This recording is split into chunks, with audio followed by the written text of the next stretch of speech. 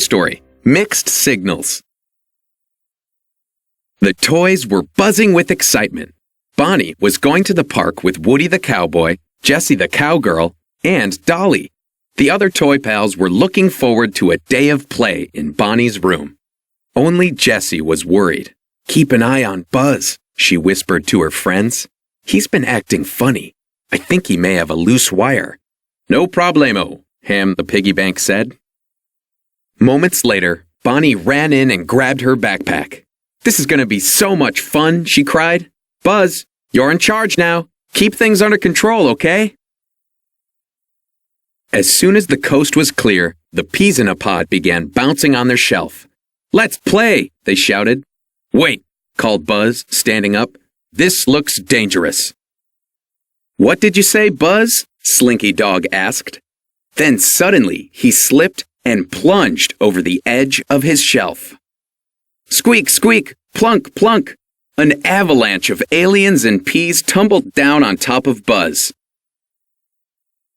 Buzz stood up again and looked around. "Donde está mi nave?" he asked. "Great," Mr. Potato Head groaned. "The return of Senor Space Nut."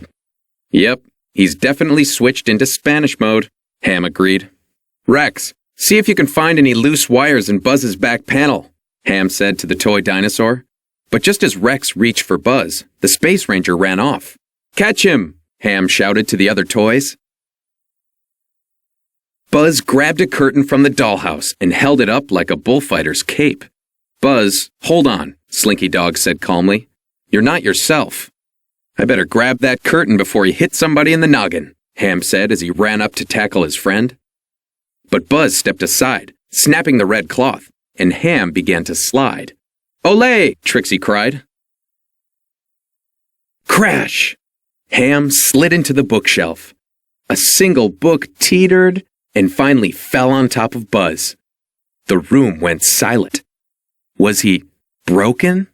For a moment, nothing moved. Then suddenly, a white hand reached around the book's cover, and Buzz pushed the book away. "Buzz, are you okay?" Rex cried. "Buzz, are you okay?" Buzz replied. "Hey!" Rex turned to Ham. "That's what I said." Buzz blinked. "Hey! That's what I said." "He must have gotten knocked into repeat mode," Ham whispered to Buttercup the unicorn. Buttercup trotted over to Buzz. "Buttercup, you are the coolest unicorn ever," he said, grinning. "Buttercup, you are the coolest unicorn ever," Buzz instantly repeated. "I'm not listening to this," Mr. Potato Head said, yanking out his ears. "What do we do?" Rex cried. Jessie had asked them to take care of Buzz. Now, he was worse off than when she left. "We're gonna have to fix him before Bonnie and Jessie get home," Ham said. "Maybe we could try bouncing him on the bed to realign his wires."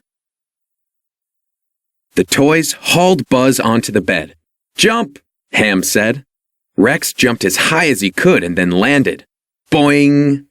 The next thing the toys knew, Buzz was flying off the bed.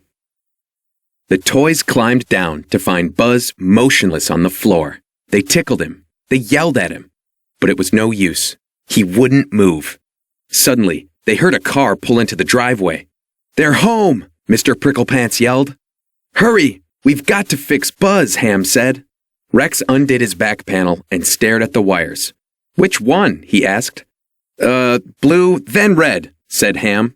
"No, red, then black," Mr. Potato Head cried. There was a noise outside the door. The toys went limp. Bonnie's mother walked in with Bonnie's backpack and took a look around. "Bonnie, please come clean up this messy room," she called as she walked back out. "Buzz, are you okay?" Jessie asked as she jumped out of Bonnie's backpack with Woody and Dolly. "Oh, he's fine," Trixie said. She propped Buzz up into a sitting position, but he fell over with a thunk. "It's not my fault," Rex wailed. "There are too many wires." Jessie shook her head. Then she whacked Buzz on the back. Buzz blinked and looked at his wide-eyed friends. "Do I have something on my face?" he asked. The other toys sighed with relief. Buzz was back to his old self. "All right, everyone," Woody cried. "Now let's fix this room up before Bonnie comes back." Minutes later, Bonnie walked into her room. Mom sure is picky, she said. Everything was perfectly tidy, just as she'd left it. She picked up Buzz and smiled. Thanks for looking after things so well, Buzz.